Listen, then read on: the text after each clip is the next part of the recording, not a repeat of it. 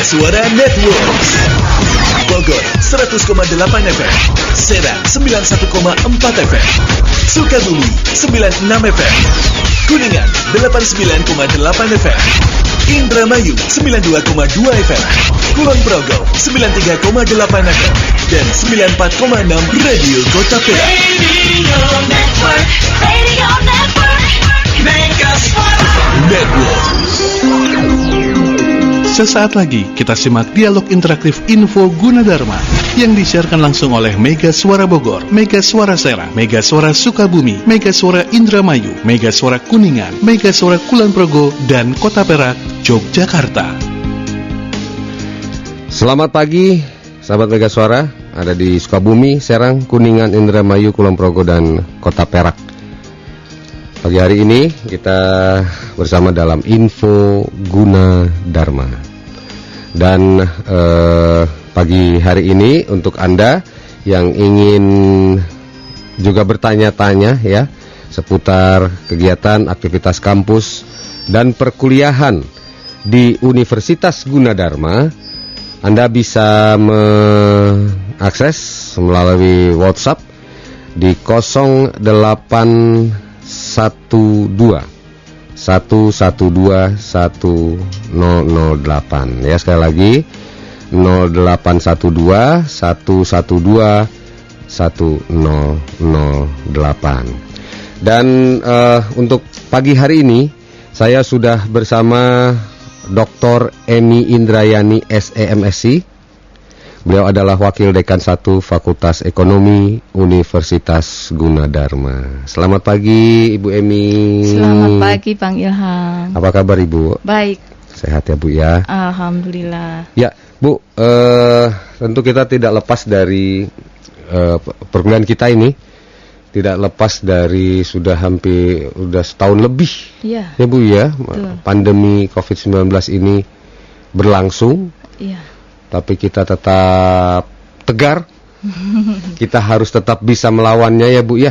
Ya, betul. Artinya semangat, ya. Harus tetap semangat dan kita optimis bahwa mudah-mudahan segera perkuliahan secara offline ini akan segera berjalan ya Bu ya. Betul, nah sebenarnya kalau dilihat ya Bu, Ibu kan orang ekonomi ya Bu ya, dari Fakultas Ekonomi.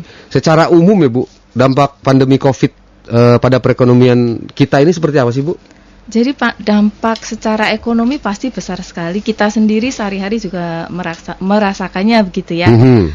Kalau kita lihat dari data, bahkan dari sejak bulan April tahun 2020, kita sudah tahu bahwa 2,8 juta pekerja itu mengalami kehilangan pencahariannya atau terdampak gitu ya. 2,8 juta pekerja. Nah, apalagi sekarang gitu. Tapi kalau misalnya saya lihat sekarang sih ada sedikit peningkatan untuk kembali ke arah yang positif sepertinya. Nah, kemudian bahkan ada 749 ribu ya sekitar seperti itu kena PHK waktu itu ya. Gitu. Nah, kemudian, jadi 2,8 juta terdampak, pekerjanya terdampak. Yang PHK se-Indonesia ini bahkan mencapai hampir 750 ribu. Ya, hampir 750 ribu. Itu di PHK. Salah saya ya bilangnya jangan ribu ya, ribu ya. Ya biasa kita ribu. Hampir 750 ribu. Betul. Terkena dampak PHK-nya. Ngeri ya? Iya. Nah akibatnya apa Bu dari analisa dari dampak yang ditimbulkan ini dari sisi perekonomian? Ya, dari sisi perekonomian kalau makin ke sini kita analisis gitu kan. Nah, kemudian ada juga analisis dari Biro Pusat Statistik begitu ya.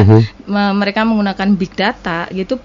Itu disebabkan karena adanya penurunan mobilitas. Karena kita nggak boleh mobilitas lagi kan, nggak terlalu bebas untuk kemana-mana. Kita nggak bisa rekreasi, kita nggak bisa belanja gitu kan. Nah, sehingga ada perubahan mobilitas yang menurun 22,8% gitu kan. Nah itu mobilitas rekreasi yang mungkin ke mall atau tempat-tempat pasar dan lain sebagainya. Nah kemudian kalau mobilitas di tempat kerja sendiri itu sebenarnya sudah agak sedikit naik. Tadinya menurun sampai 36%. Nah sekarang sudah kalau dibandingkan sebelum pandemi itu penurunannya tinggal 25% gitu. Nah, tapi menurun 5% pun itu sangat berdampak terhadap para pekerja ini, bagaimana penghasilan mereka, para pengusaha juga begitu kan. Nah, kita bisa juga lihat dari penerbangan misalnya. Dari awal tuh penerbangan sudah di stop kan, mungkin bulan Maret April begitu kan stop. Tapi kemudian boleh lagi, tapi ketika boleh itu pun tidak ada 25% dari yang normal gitu. Jadi walaupun sudah diperbolehkan, penumpangnya pun kalau dalam bahasa Sunda nggak ada sama sekali ya Bu? Ya paling cuma satu pesawat, kalau jalannya cuma 25% orangnya rasa nyarter pesawat berapa, gitu. Betul ya. Nah itu yang menyebabkan penurunan ekonomi yang sangat drastis. Dan ini karena terjadi di seluruh dunia, ya kita harus maklum, dan yang penting stay positif aja gitu. Kedepannya kita akan lebih baik karena kita menjaga kesehatan lebih dulu. Nah kemudian ada cerita tentang e-commerce. Oh tapi kan e-commerce naik nih gitu kan. E-commerce naik, jadi orang-orang yang berkecimpung di bidang e-commerce itu tidak rugi begitu, tidak rugi atau bahkan mengalami peningkatan penghasilan seperti itu. Nah tapi kalau kita lihat terperinci begitu ya, tidak semuanya naik juga. Sebenarnya e-commerce itu ada di puncaknya itu justru sebelum kita bukan lockdown ya, pembatasan ya. Sebelum kita pembatasan bulan Maret, bulan Februari itu sebenarnya sudah tinggi sekali. Bulan Maret itu anjlok ya. Itu e-commerce pun ikut anjlok begitu. Nah, kemudian pelan-pelan naik sampai sekarang naik terus memang. Naik terus di berbagai bidang yang ada di e-commerce. Tapi nggak semua. Gitu. Ada berbagai usaha yang meskipun dia di e-commerce itu tetap jelek juga gitu. Contohnya misalnya ada souvenir, pesta yang berkaitan dengan hal-hal kebutuhan tersier lah begitu. Iya, kalau yang sekunder kelihatannya tetap berjalan. Karena dia memang itunya di situ ya. Kebutuhan masyarakat gitu. Makanan. Terus apa lagi ya yang tetap berjalan? Ya itu ya, kebutuhan pokok aja. Kebutuhan pokok itu jalan. Bahkan meningkat. Tapi untuk yang lain-lain yang seperti itu, baju bahkan itu mengalami penurunan ya Bu ya. Apalagi kita kan di rumah terus, jadi kita tidak memerlukan baju banyak-banyak begitu ya. Iya betul. Jadi nggak belanja baju gitu. Iya. Nah, kemudian kalau kita lihat ini memang dari produk tertentu memang sudah mengalami, ada yang naik, ada yang turun. Nah secara umum Bu, sektor-sektor apa ini yang terdampak Bu? Iya, kalau kita rangkum begitu ya Bang Ilham ya, hampir semua sektor. Kalau misalnya saya contohkan di sini pariwisata yang paling terdampak. Kita nggak bisa piknik kemana-mana. Masyarakat dunia diharuskan untuk menghindari kegiatan yang berkaitan dengan pariwisata. Begitu. Nah demikian juga kita, tentu kalau namanya pariwisata itu kan efeknya kemana-mana. Ketika kita piknik kan ada transportasi gitu kan, ada restoran, ada hotel, ada retribusi daerah gitu kan, yang di daerah itu semuanya terdampak, sehingga pendapatan sektor non formal pun juga ikut terdampak. Nah kemudian di bidang keuangan, bank misalnya. Nah orang sekarang kan kalau punya kartu kredit itu, kalau dulu bayarnya kan 10% ya. Minimal tagihan 10% terbayarkan. Sekarang cuma 5% boleh. Kebijakan pemerintah kan begitu. Nah ini akan meningkatkan non-performing loan. Jadi kalau non-performing loan-nya meningkat, berarti kesehatan banknya terancam. Gitu. Kemudian ada perbankan yang sangat terpuruk. Enggak terlalu terpuruk semua, karena semuanya terpuruk gitu. Saya bingung ya. Jadi karena semua terpuruk ya, perbankan ini terancamnya dari segi non performing loan ini. Tingkat pengembalian piutang, nah itu agak lambat. Yang tadinya normal misalnya itu, yang tadinya 5% sekarang bisa jadi lebih begitu. Dari pemerintah sendiri ada stimulus Bu? Ya tentu saja, dari pemerintah pasti ada stimulus, baik yang dilakukan untuk, jadi ada pengurangan kewajiban yang diharuskan oleh Bank Indonesia, begini kan, itu dilonggarkan begitu. Bagi dunia perbankan. Ya, agar ini ya sama-sama lah ya, artinya sama-sama tetap bisa berjalan. Ya. Karena bank sendiri juga kesulitan. Ya. Artinya juga yang mandek-mandek ini lebih banyak, ya Bu ya. Terus mau dapat dari mana? Dari muter dari mana lagi gitu ya pihak perbankan ya. Benar. Tapi belum ada yang sampai tutup kan ya Bu ya? Perbankan nggak ada ya. Selama ya cukup bertahanlah mereka. Begitu meskipun ya mungkin kesulitannya jauh lebih besar dari masa sebelum pandemi gitu. Ya kita perhatikan juga mungkin kelihatan banyak bank-bank yang ya minimal menonaktifkan sementara anak cabangnya ditutup sementara, paling itu yang bisa mengurangi dilakukan. Operasional sih. Mengurangi operasional, walaupun mungkin tidak terlalu memecat gitu ya. Iya, tidak sampai mem-PHK, tapi mungkin masuknya digilir dan lain sebagainya. Itu terjadi memang semua pada semua sektor usaha sebenarnya. Benar. Tapi khusus perbankan ya karena memang ada stimulus juga dari pemerintah. Mungkin masih bisa mengatasinya. Tapi yang paling terdampak salah satunya adalah satu pariwisata, keuangan atau keuangan termasuk transportasi, pertambangan, Bu. Kalau pertambangan biasanya karena rendahnya permintaan atau demand dari masyarakat kan operasional kan menurun nih. Kalau operasional menurun otomatis misalnya BBM permintaannya turun juga dong. BBM yang permintaannya turun kan pendapatan mereka juga turun gitu. Sehingga mereka membiayai operasionalnya juga agak ngos-ngosan gitu. Itu terdampak juga ya. Ya, meskipun kelihatannya jauh gitu ya dari ini tapi ternyata dia tetap aja antri di pompa-pompa bensin misalnya gitu ya Bu ya. Tapi tetap aja. Apalagi ya kita juga ikut prihatin lah yang terakhir ini Bu di RU Balongan yang kemarin terbakar ya Bu ya. Teman-teman di Indramayu ini juga ada ya, kita sekalian juga menyampaikan ini juga ya karena terdampak juga di sana. Oke, kemudian konstruksi otomotif masih jalan enggak ya Bu ya? Konstruksi kan kita pernah nggak boleh membangun apa-apa Pak. Iya kan, pada masa paling nggak bulan Maret sampai Juni itu kan kita nggak bisa membangun ya. Untuk yang konstruksi itu dihentikan sementara. Iya kan, sehingga itu cukup lama kan kalau nggak beberapa bulan, sehingga menurunkan pendapatan pekerja konstruksi juga gitu kan. Terus target penyelesaian pembangunan juga mundur gitu. Ya, semuanya sih gitu. Kalau sektor non formal UMKM? Ya, kalau UMKM kemudian mungkin ada beberapa sektor non formal seperti pedagang kaki lima, tukang ojek, tukang bangun, jelas itu mereka terdampak karena mereka tidak bisa mobile dengan leluasa. Apalagi kalau sasaran atau target pasarnya itu juga terdampak pandemi ini gitu kan. Ya, yang sekunder tadi ya Bu ya. Tapi kalau yang primer, kebutuhan primer kelihatannya akan tetap berjalan, dia malah mungkin meningkat. Ya kita tahu untuk makanan, kemudian juga di bisnis sembako segala macam itu tetap berjalan.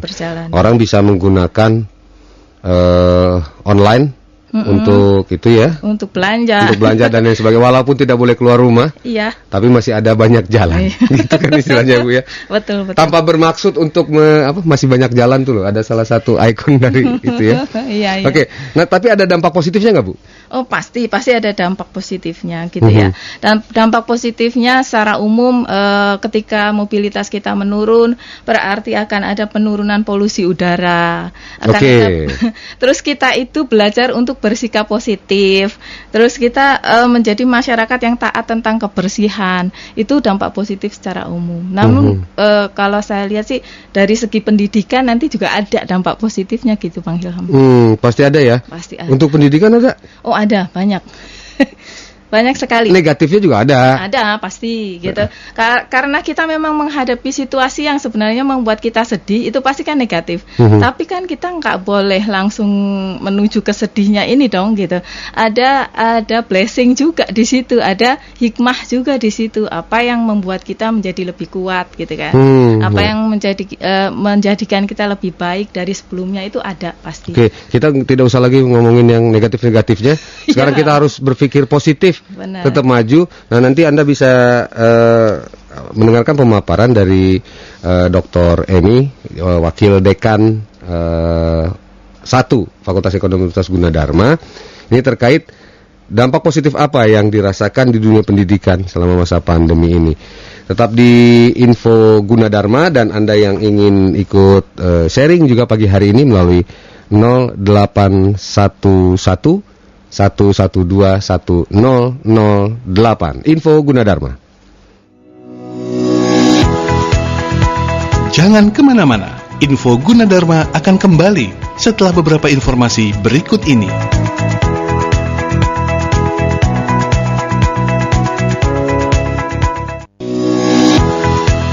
Kita kembali di Info Gunadarma.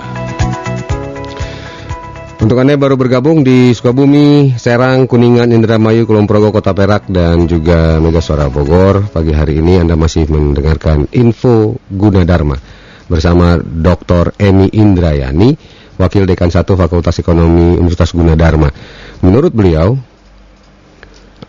beliau adalah salah satu dosen yang cengengesan. Bu Emi, kalau lagi ngajar ya Bu ya, iya. Ibu milih mahasiswa yang seperti apa Bu? Cengengesan juga, aktif atau gimana? Kan memang ada perbedaan pasti ya Bu, ketika sekarang mengajar offline, online dengan offline. Nah, kangen Bu ngajar pasti dong. Gitu. Kangen ya Bu ya sama mahasiswa-mahasiswinya ya Bu. Iya. Mereka tuh lucu-lucu, apalagi kalau ya tergantung dosennya sih. Kalau dosennya lucu ya lucu juga gitu kan. Tapi Ibu bukan termasuk yang dosen killer ya? Enggak, saya baik hati kok. Oh, baik hati, siap. Nah, oke. Gimana Bu? Kangennya tuh di mana? Rasa kangennya? Ya, pasti kita kangen lah ketemu para mahasiswa ini. Kita melihat bagaimana mereka menerapkan setiap ilmu, ataupun bahkan kadang-kadang banyolan mereka pun menjadi sesuatu yang hiburan saya gitu kan. Gitu. Nah, sekarang kan sudah nggak ada. Kalau kita belajar secara online itu memang keuntungannya esensi ilmunya langsung nyampe gitu loh. Tapi kalau secara offline kan kita ada bercandanya gitu. Makanya tadi ya saya jadi nggak bisa bercanda lagi. Kalau saya bercanda di online, kasihan mereka kuotanya terbatas kan. Oh iya. Dan rata-rata itu dimatiin kamera atau harus wajib nyala? Kalau sama mereka Ibu nurut. Ketika mereka harus menyalakan kamera, mereka selalu menyalakan kamera begitu. Jadi saya sukanya seperti itu. Ayo nak, semua nyalain kameranya. Kita lagi kuliah, ayo diskusi. Nah, mereka. Nah, kalau diskusi itu Ibu ya, itu ada salah satu yang mungkin yang hilang. Kalau seandainya kita tatap muka itu kan enaknya diskusinya lebih enak. Kita bisa membaca bahasa tubuh ya. Betul. Kalau itu jangan-jangan sambil tiduran sambil makan. Tapi kalau kameranya nyala kan kelihatan. Nah, iya.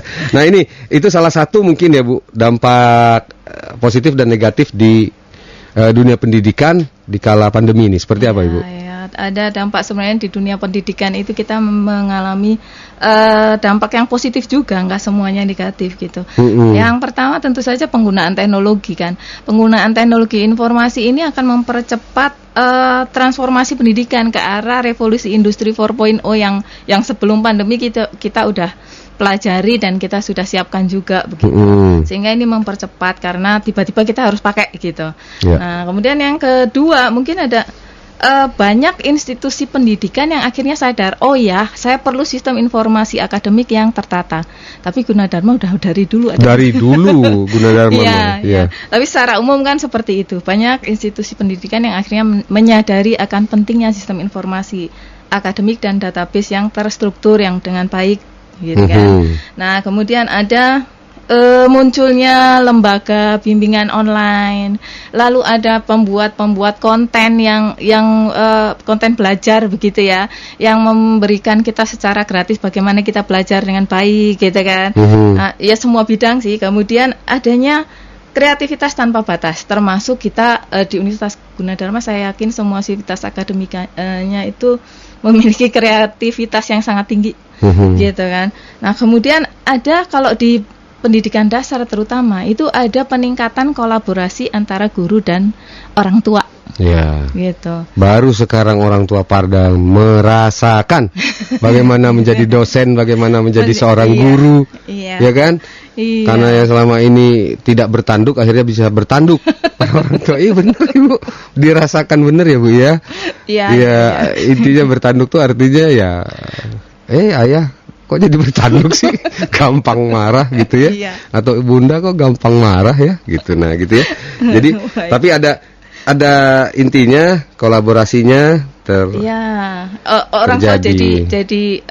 jadi transfer of knowledge-nya ke anak itu disertai dengan orang tua juga. Akhirnya orang tua ikutan belajar lagi begitu.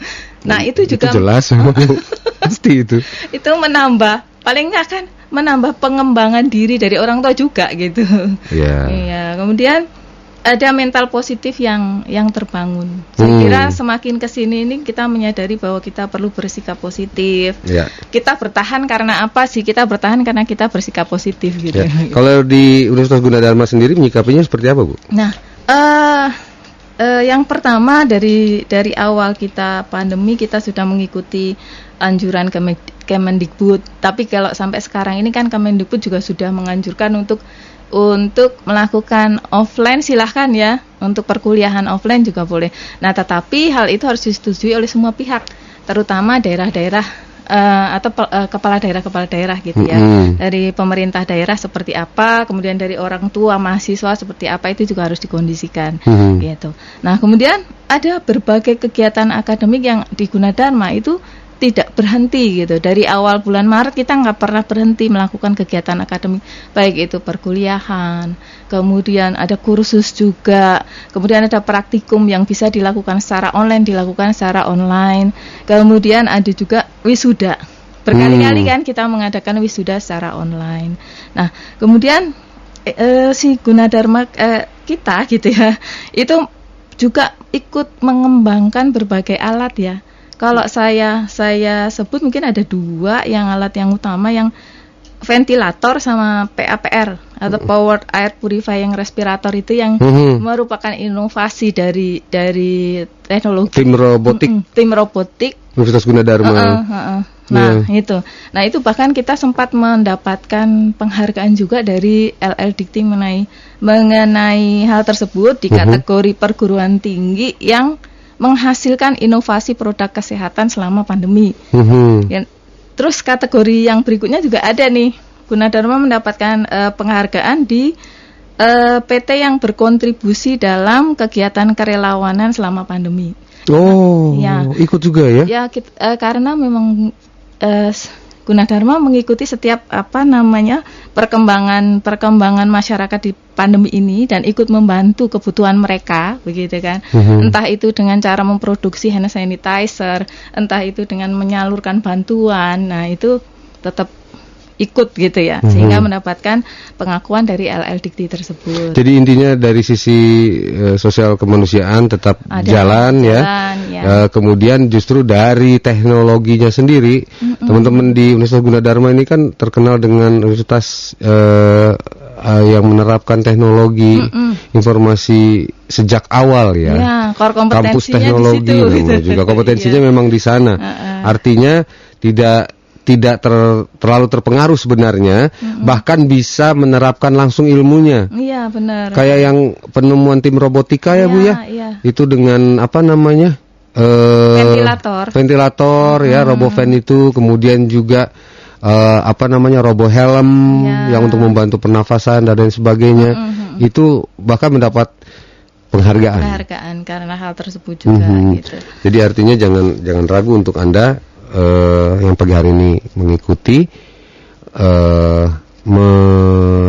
mempercayakan putra-putrinya untuk kuliah di Universitas Gunadarma yang tahun ini ya, Bu ya. Tahun ini kan akhirnya adalah bulan apa nih untuk pendaftaran udah ditutup ya, Bu? Justru baru dibuka ya untuk yang barunya. Dari bulan Februari kita sudah buka. Udah dibuka. Jadi artinya untuk Anda para orang tua yang mendengarkan, silakan Anda mendaftarkan putra-putrinya, tentu yang udah lulus SMA tahun ini ya, SMK sederajat, yang akan lulus maksudnya. Jangan yang masih TK udah didaftarin ke universitas ya. Jangan itu.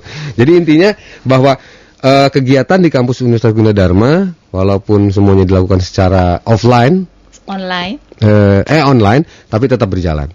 Kegiatan kampus juga tetap berjalan, Bu? Tetap berjalan. Jadi ada beberapa, misalnya kemarin ada UKM kegiatan mahasiswa Suara Dharma Gita gitu ya. Mereka tetap berlatih, gitu. Tetap berlatih meskipun secara online. Kemudian karena paduan suara kan ya agak susah memang secara online. Memang mereka kesulitan, tetapi mereka tetap jalani latihan-latihan tersebut dan dipakai waktu wisuda juga mereka juga bagus kan gitu. Betul. Salah satunya itu yang saya lihat ya. Ya, oke. Tapi yang jelas berarti nggak sepi-sepi amat ya kampus kita ini, Bu ya. Kita kan ada berapa kampus ya? Kampus kita ada, kalau jumlah gedungnya ada 60. Ada 60 kan ya? Iya. Tuh makanya. Cuman kalau lokasinya kita dari A sampai L, KL ya, dari Betul. A sampai L. Kalau di A itu berarti di Kenari kampusnya, Jakarta Pusat. Kemudian B dan C itu ada di Jalan Salemba. Kemudian D tentu saja Depok, gitu kan, Depok, Margonda. Kemudian di Depok itu ada E, ada F, ada G dan ada H. Oke. Kemudian yang J itu ada di yang I dulu ya. I itu ada di kampus Simatupang di Jalan TB Simatupang. Kemudian yang J itu di Bekasi, Kalimalang ya. Di situ ada J1 sampai J6 gitu. Nah, kemudian ada J habisnya sama K ya. K itu ada di Karawaci gitu. Iya, sesuai K Karawaci. Baru setelah itu L itu di Cengkareng. Gitu. Harusnya C itu. Ya. Bukan Lengkareng kan? Lengkareng. L itu adanya di Cengkareng. Iya, jadi semua L. aktivitas tetap berjalan ya, Bu ya, tetap di kampus masing-masing. Iya. Sesuai itu tetap berjalan. Kalau administrasi tetap ada kok, kita meskipun kita harus bergiliran gitu. Itu di kampus tetap ada dengan protokol kesehatan yang memadai gitu. Jadi kita tetap masuk secara bergantian. Kita nggak boleh masuk bareng-bareng kan. Iya, karena memang harus minimal 50% kan, Ibu ya. Dan tapi kalau untuk dosen yang ngajar kayak Ibu, banyakan di rumah apa di kampus ketika mengajar? Ketika mengajar kadang di kampus, kadang di rumah, kan kita pakai online di mana aja bisa gitu. Nggak artinya diwajibkan harus selalu di kampus atau diperbolehkan di rumah? Diperbolehkan di rumah. Oh, diperbolehkan di karena rumah. Kan kalau di kampus semua nanti nggak jadi 50%. Oh iya. Jumlah dosennya piro, Bu? Semuanya. Seribuan dosen kan. Makanya kalau semua masuk jadinya nggak protokol kesehatan. Iya, protokol kesehatannya susah nanti. Jadi tetap bisa di rumah, kemudian tetap bisa di kampus juga ya. Tapi praktek-praktek, Bu. Nah, ini. Gimana praktek-praktek? Kalau untuk praktek-praktek kebetulan kalau saya di Fakultas Ekonomi prakteknya kan pakai komputer. Jadi nggak ada masalah. Kita mengadakan praktikum dan mereka setiap hari sudah menggunakan komputer, tinggal kita install begitu. Lalu kita praktekkan, justru lebih gampang loh. Ketika saya mengajar sesuatu yang harus mempraktekkan misalnya aplikasi keuangan atau aplikasi akuntansi begitu kan, mereka akan lebih nangkep ketika saya meraktekin juga gitu. Kemudian mereka melihat bagaimana saya mempraktekkan itu. Itu kalau praktikum di ini ya, di bidang akuntansi dan manajemen ya, itu akan lebih. Jadi nggak ada masalah sama sekali untuk online ini. Tapi kalau teknologi industri gitu, itu ada kendala ya, Bu ya? Pasti ada kendala. Nanti akan ketika kita sudah boleh dan bisa masuk, paling enggak kita akan lakukan lagi pelan-pelan untuk yang harus memegang dan melihat gitu secara langsung gitu. Iya. Misalnya kalau kedokteran kan juga harus. Nah, kedokteran. Iya. Nah, itu kan harus ada pertemuan luringnya gitu, nggak bisa daring saja. Iya, tapi belum berjalan ya, Bu ya sekarang ya? Belum, karena kita menunggu peraturan dari pemerintah daerah untuk membolehkan kita melakukan pembelajaran luring lagi. Oke. Jadi intinya kegiatan perkuliahan itu tetap berjalan, kemudian juga monitoring tetap berjalan. Banyak yang bisa digunakan karena selama ini memang Universitas Gunadarma sudah melaksanakannya ya, Bu ya. Lebih kuliah tetap jalan dan lain sebagainya. Nah, kemudian sekarang kita bicara mengenai pendaftaran untuk mahasiswa baru. Ya, kita udah buka dari bulan Februari, Mas. Tapi kita tahan dulu. Oh, baik. Kita masih punya kewajiban. Dan untuk Anda, sahabat Mega Suara di Sukabumi, Serang, Kuningan, Indramayu, Kulon Progo, Kota Perak, yang ingin ikut bergabung juga boleh di 0811 112 1008 Info Gunadarma. Jangan kemana-mana, Info Gunadarma akan kembali setelah beberapa informasi berikut ini.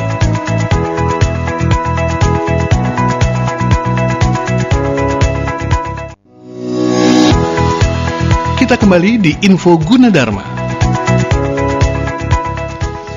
Info Gunadarma masih bersama Dr. Emi Indrayani, Wakil Dekan 1 Fakultas Ekonomi Universitas Gunadarma. Selamat pagi untuk Anda yang baru bergabung di Mega Suara Sukabumi, Serang, Kuningan, Indramayu, Kulon Progo, dan Kota Perak, Yogyakarta. Bu, ini di sisa waktu kita ini adalah mengenai pendaftaran. Nah, baik.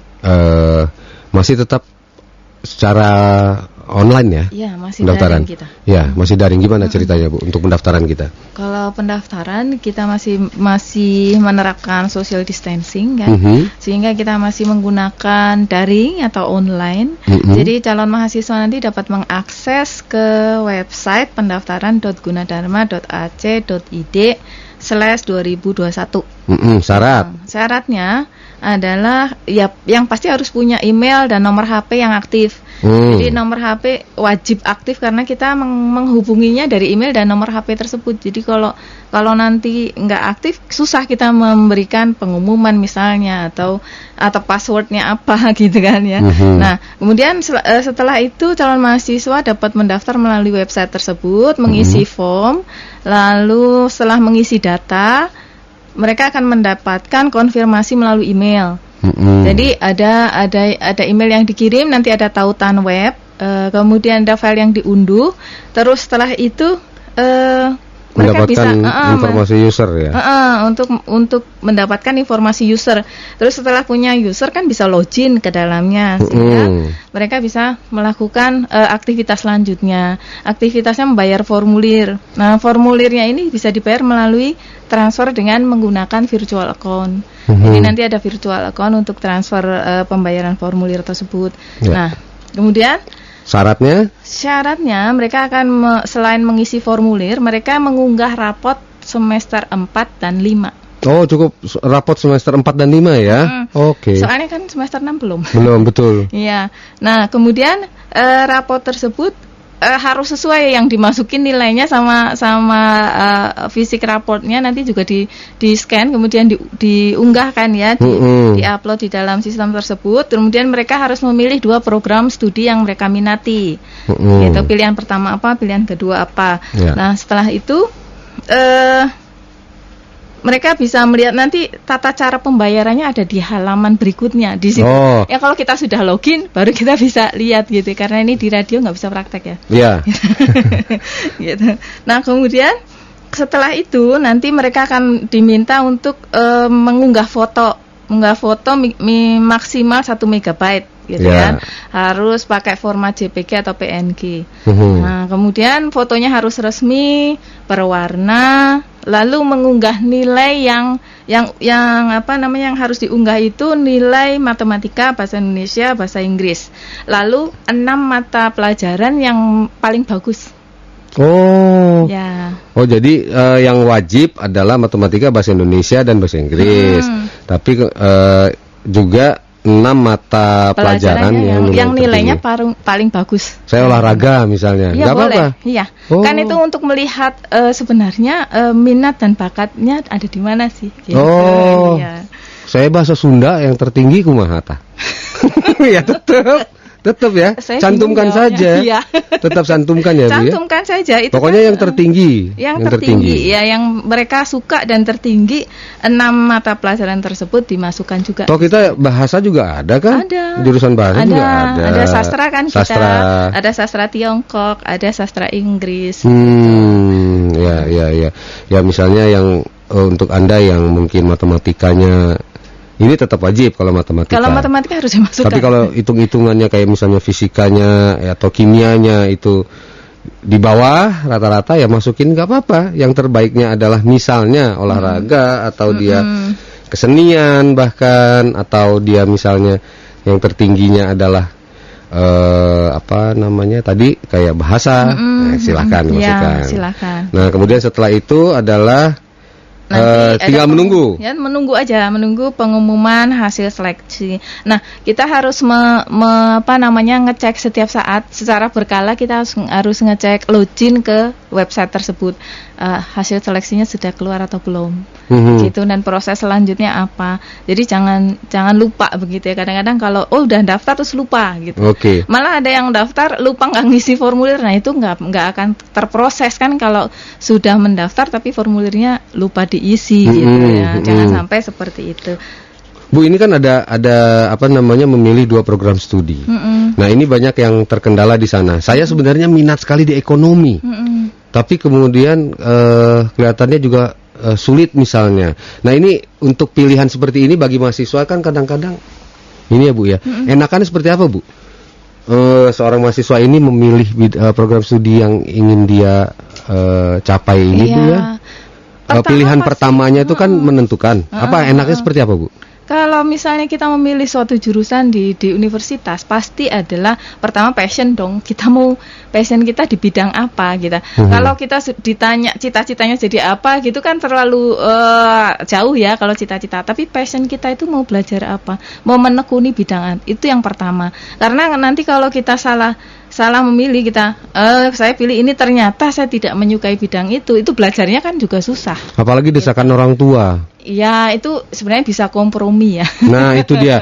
Jelas sih kita harus dengan orang tua itu harus komunikasi dengan baik. Nah, tapi sekarang juga orang tua yang mendengarkan siaran kita juga jangan memaksakan, lebih baik ya komunikasi itu sangat penting dengan anak-anak kita. Iya, tugas kita sebagai orang tua kan memberikan wawasan saja. Nanti kalau begini Dek, kalau begini ya. Nah, sehingga mereka sendiri yang akan memutuskan, oh iya ternyata saya cocoknya di sini gitu. Jadi kita tidak bertugas untuk memaksakan kamu harus jadi ini, nggak bisa seperti ini. Apalagi generasi milenial kita tuh punya kreativitas yang sangat tinggi gitu ya. Jangan mentang-mentang bapaknya arsitek misalnya ya, anaknya harus arsitek atau dia harus masuk ke teknologi industri. Harus gitu kan. Nah, sementara minat anaknya di ekonomi, padahal kita kan nggak tahu. Nah, itu juga harus ya, Bu ya. Nah, setelah itu setelah seleksi kita tunggu hasil. Setelah diterima, kemudian setelah diterima nanti akan ada virtual account lagi yang disampaikan itu mengenai pembayaran kuliah melalui Bank DKI. Gitu. Nah, setelah itu kita melakukan daftar ulang. Nah, di situ nanti ada notifikasi terus, jadi tolong dilihat emailnya, tolong dilihat HP-nya, tolong dilihat websitenya. Jadi jangan dilupakan gitu ya. Gitu. Bu. Satu kata alasan kenapa harus di Universitas Gunadarma. Gitu. Universitas Gunadarma itu adalah universitas yang memiliki akreditasi unggul, dan akreditasi tersebut mencerminkan kualitas pelaksanaan pendidikan di dalam institusi yang sangat baik. Proses belajar mengajar ini ditunjukkan sebenarnya bagaimana ketika pandemi ini kita juga dengan cepat dapat menyesuaikan diri yang tidak bisa dilakukan sembarangan begitu ya. Nah, kemudian itulah sehingga kita sudah dipercaya secara umum oleh masyarakat dan juga lembaga pemerintah bahwa kita merupakan penyelenggara pendidikan yang baik begitu, yang unggul itu tadi. Ya, akreditasi kita semuanya unggul ya. Jadi sekarang A itu dipakainya unggul ya, Bu ya? Iya, unggul. Untuk sekarang akreditasi itu A itu unggul. Jadi akan dirubah, bukan lagi A tapi nanti unggul. Gitu ya, Bu ya. Nah, fakultasnya kita ada 9 fakultas. Betul.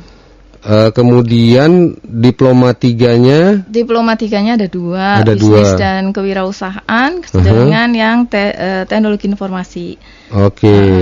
Kampusnya kita ada jadi kalau gedung ada 60. Iya. Dari A sampai dengan K. Ya, jadi kalau untuk Anda yang berdomisili di Depok bisa di kampus DEFGH. Iya. Kemudian Kalimalang. Kalimalang di J. Di J ya. J1, J2 sampai J6. kalau Anda yang berada di Jakarta Pusat, sekitar Salemba dan sekitarnya, itu ada A, B, C. Ya. Kalau yang di selatan ada di Cengkareng, Karawaci. Ya. Oh. Jadi kampusnya lengkap, tinggal Anda pilih. Kemudian program studinya ada 9 fakultas. Diploma 3-nya, kemudian juga pasca sarjana S2, S3-nya juga. Betul. Fakultas-fakultasnya TI, Teknologi Industri, Ilmu Komputer dan Teknologi Informasi, ya Bu ya? Fakultas Teknik Sipil dan Perencanaan ada 3 program studi, kemudian Fakultas Ekonomi memiliki 3 program studi juga, kemudian Fakultas Psikologi, Fakultas Sastra dan Budaya, lalu ada Fakultas Ilmu Komunikasi, Fakultas Farmasi dan Fakultas Kedokteran. Nah, itu dia. Semuanya terakreditasi unggul dan sekarang mungkin karena waktunya sudah mepet. Apa yang ingin Ibu sampaikan bagi calon-calon mahasiswa kita? Saya sampaikan sebenarnya sih saya ingin mengajak para calon mahasiswa untuk selalu menjaga kesehatan, mematuhi peraturan dan anjuran pemerintah, selalu berpikir positif dan jangan lupa masa depan diraih saat ini bersama Universitas Gunadarma. Iya. Masa depan diraih saat ini bersama Universitas Gunadarma. Universitas Gunadarma, coloring the global future. Yes, mantap. Ya, Ibu Dr. Emi Indrayani, Wakil Dekan 1 Fakultas Ekonomi Universitas Gunadarma, terima kasih sudah berbagi dengan kita pagi hari ini. Juga untuk sahabat Mega Suara yang ada di Sukabumi, Serang, Kuningan, Indramayu, Kulon Progo, dan Kota Perak. Kita akhiri info Gunadarma pagi hari ini. Kita ketemu lagi pada hari Sabtu, ya, mulai pukul 9 hingga pukul 10, tetap di Mega Suara. Disiarkan juga di Sukabumi, Serang, Kuningan, Indramayu, Kulon Progo, dan Kota Perak. Saya Rudi Ilham dan Dr. Emi Indrayani serta Bang Fadil, Bang No, dan juga Bang Walid pamit. Tetap semangat. Assalamualaikum warahmatullahi wabarakatuh. Baru saja kita simak info Gunadarma yang disiarkan langsung oleh Mega Suara Bogor, Mega Suara Serang, Mega Suara Sukabumi, Mega Suara Indramayu, Mega Suara Kuningan, Mega Suara Kulon Progo, dan Kota Perak, Yogyakarta. Dengarkan terus info Gunadarma di Mega Suara Network setiap hari Rabu dan Sabtu jam 9 pagi. Masa depan semakin penuh tantangan. Bekali masa depan Anda dengan ilmu pengetahuan yang dibutuhkan era globalisasi ini. Hanya Universitas Gunadarma yang mengerti akan hal itu. Simak perbincangan menarik seputar kampus Universitas Gunadarma di program Info Gunadarma Mega Suara Network. Info Gunadarma mengulas lebih banyak info pendidikan dan kesempatan meraih masa depan cemerlang. Info Gunadarma setiap Rabu dan Sabtu jam 9 pagi di 7 stasiun Mega Suara Network, Bogor, Sukabumi, Serang, Kuningan, Indramayu, Kulon Progo, dan Kota Perak, Yogyakarta. Universitas Gunadarma, coloring the global future.